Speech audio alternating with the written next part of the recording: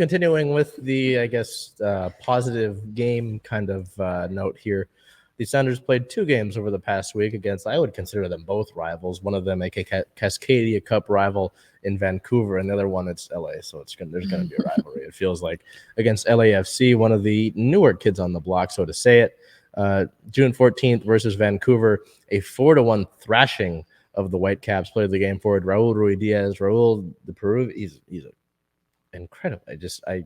We talked about Raul before with the CCL final, but I mean, 2 goals, 86% passing percentage, 3 shots, a 9.1 match rating. Raul is, if you need offense, Raul is your guy. And this fun little stat here, I know I always like the rivalry game. I think I talked about it last week, but with Cascadia, it's always a big deal because it's your sort of bragging rights. Seattle's won Cascadia Cup, I believe, the last 3 times. They didn't have a matchup for that in 2020 because of the way things went. But you want to keep that Cascadia Cup, with you, right? Seattle is unbeaten in its last 15 games against Vancouver. I believe that goes back to 2017. That's pretty good. So you like to stick it to your rivals. And then June 18th versus LAFC, a goal draw. It's a tough one. I mean, you're playing LAFC, who had the best record in the league at the time being. Player of the game midfielder Albert Rusnak with an 8.4 rating, 90 minutes played, 1 goal, 82% passing, 3 total shots. And I apologize. I believe actually he prefers it Rusnak, not Rusnak. So okay. My apologies there. But this was a game, like I said, you're playing the team with the best record in the MLS. They're top of the Western Conference. They probably will be the top of the Western Conference unless they take a slide. And you had a goal early on. No, later on. And then LAFC gets one late, and it's at the end of the day, splitting points against the best team in the league, it's not the worst thing in the world. Yeah. I'll take that. So nothing too crazy there, but, good to see that big dominant win against Vancouver and then a solid expectation against LAFC. So continuing over to team-related notes on the 14th, following his 2-goal performance against Vancouver, Raul Ruidiaz has 69 goals across all competitions for the Sounders, which I believe ties Freddie Montero for the most in club history. Nice. And then on the 14th, Jordan Morris was not with the club for that 4-0 thrashing. So that game was also what makes that game more impressive, that 4-0 result. Seattle was missing several key players due to international games, such as Jordan Morris. Morris scored a late equalizer for Team USA. Morris came on as a substitution in the 80th minute, scored a 90th minute header goal to tie things up with El Salvador. It was a game that, as you can see in the photo, it was very muddy. The field conditions were not that great. But to see Jordan, there had been talks that Morris was on the bubble, outside looking in kind of thing for this year's World Cup roster for Team USA. But, I mean, at the end of the day, if you find the back of the net, they're going to find room for you. Yeah. So good to see that there for Jordan. Hoping the best for the Mercer Island native. In league-related notes, we've got a couple important things here. We'll go to the 14th. The MLS signed a TV deal with Apple. Apple TV will carry every MLS and Leagues Cup match for 10 years, starting in 2023, meaning some of the local stations, like I know Fox carries some of the games here for the Sounders, will not have that anymore.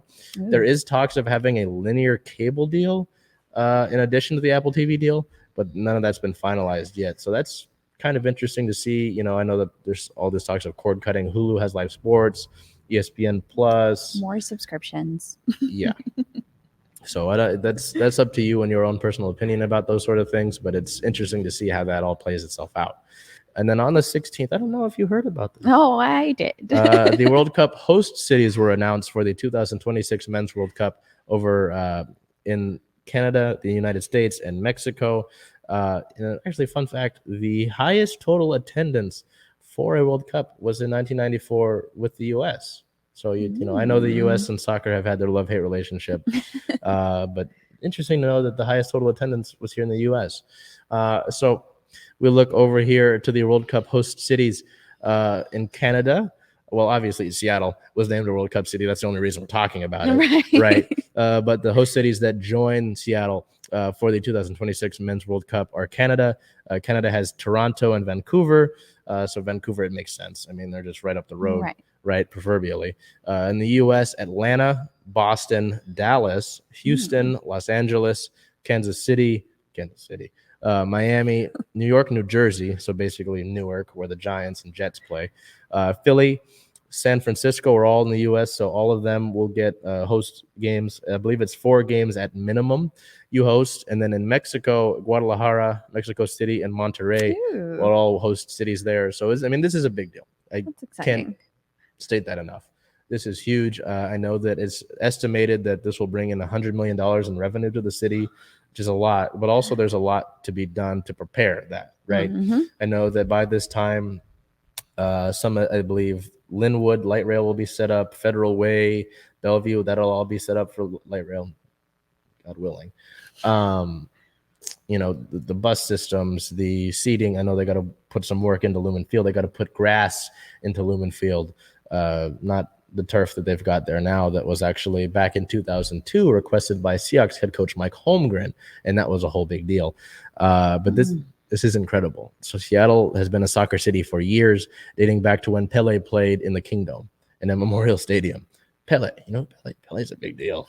So this is incredible. I know, but it's 2026, so we've got some years to prepare. So much time to wait. We got some time to prepare. Who knows what we'll be doing in 4 years? Who knows what that'll look like? But it's exciting to know that, and that your city gets that honor, and that while we're on the Sounders part, Portland wasn't even their name wasn't even mentioned. Look at so that little rivalry there.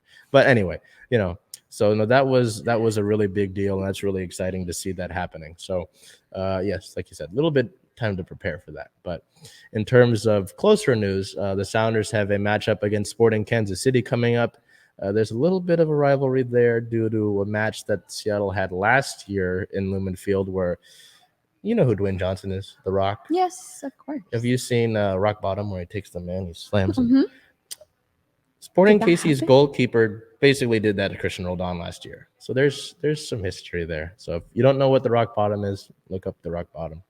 That's what happened last year. So there's some not great blood between the two clubs. Seattle sits at a 6-win, 6-loss, 2-draw record, 7th in the Western Conference, right at the playoff line. They're right above it. Looking ahead, their next matchup is June 25th versus Sporting Kansas City, a 12 o'clock start, so a noon start, and that game is also on ABC, similar to the LAFC one this past week.